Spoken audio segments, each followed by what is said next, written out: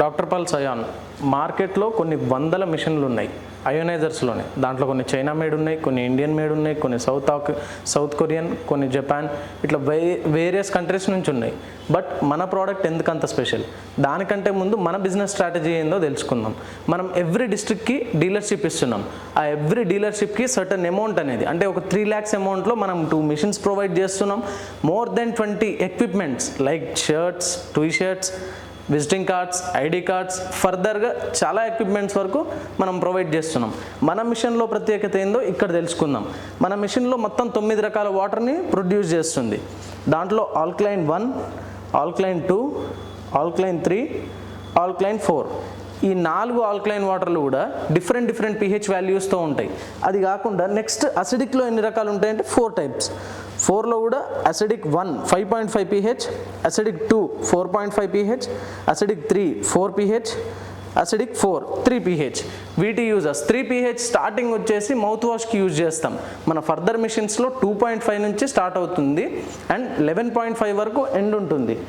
pH value 5.5 చిన్నపిల్లలకి use అయ్యే water. అది వాళ్ళ ఎక్విప్మెంట్స్, అంటే వాళ్ళ తిన్న యూటెన్సిల్స్ కానివ్వండి, వాళ్ళ బట్టలు కానివ్వండి, అవి ఎవ్రీథింగ్ 4.5 5.5 pHతో క్లీన్స్ చేస్తారు వాళ్ళ ఐటమ్స్. అట్లా క్లీన్ చేస్తే బ్యాక్టీరియా కానీ, వైరసెస్ కానీ, ఫంగస్ కానీ వాళ్ళ ఎక్విప్మెంట్స్లో, వాళ్ళు రోజువారీ యూజ్ చేసే ఎక్విప్మెంట్స్లో ఉండవు. నెక్స్ట్ మన వాటర్ ఎందుకంత స్పెషల్ అనేది నెక్స్ట్ పాయింట్ వెళ్దాం. బయట మిషన్స్లో మీకు ఎవ్రీథింగ్ దొరుకుతుంది, బట్ యూవి, MCF ఇట్లాంటి కొన్ని స్పెషల్ ఫీచర్స్ మన మిషన్లో మాత్రమే ఉంటుంది.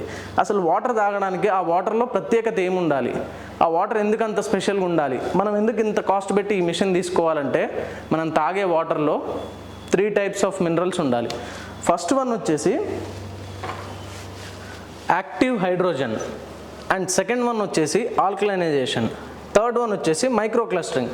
అసలు ఈ వాటర్ ఉంటేనే అది లైవ్ వాటర్ అని చెప్పేసి మనం ప్రాపర్గా చెప్తూ ఉంటాం. మన పూర్వీకులు కానీ, మన చైల్డ్హుడ్ డేస్లో కానీ మనం ఎక్కడ ఆడుకున్నా, ఏం చేస్తున్నా, బోర్ కనిపిస్తే బోర్ వాటర్ తాగేటోళ్ళం, కాలువ కనిపిస్తే కాలువ వాటర్ కనిపిస్తే అవి తాగేటోళ్ళం. మనకు వాటర్ గురించి అప్పుడు రాని ఇష్యూ ఇప్పుడు ఎందుకు వచ్చింది? Because of chronic acids.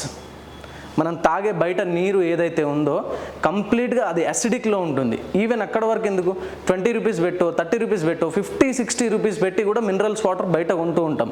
But ఎప్పుడైనా ఆలోచించిర్రా ఆ వాటర్ అసిడిక్ వాటర్? మన బాడీ pH వాల్యూ వచ్చేసి 7.4, కానీ మన బాడీకి మనం ఇచ్చే వాటర్ ఎంత?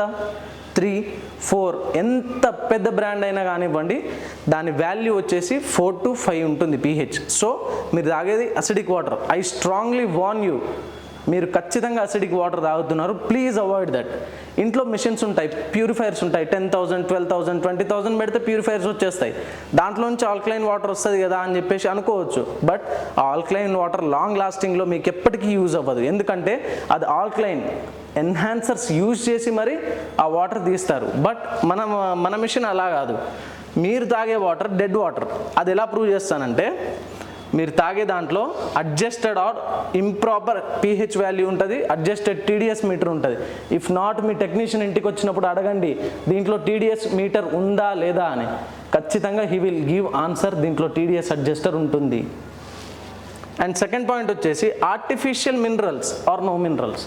ఆర్టిఫిషియల్ మినరల్స్ అంటే ఏదన్నా ఒక సిలిండ్రికల్ క్యూబ్లో ఉన్న ఒక ప్రోడక్ట్లోకి దాంట్లోనే అల్యూమినియం, కాపర్ ఇట్లాంటి ఎక్సెట్రా ఏ మినరల్స్ కావాలో ఆ మినరల్స్ అన్నిటినీ ఆ క్యూబ్లో పెట్టేసి దాన్ని ఫిల్టర్లో అమర్చి దాని తర్వాత ఆర్టిఫిషియల్ మినరల్స్ని ఇంజెక్ట్ చేస్తారు మన బాడీలోకి. వాటర్లోకి ఇంజెక్ట్ అవుతుంది, యాజ్ యూజువల్ మన బాడీలోకి ఇంజెక్ట్ అవుతుంది.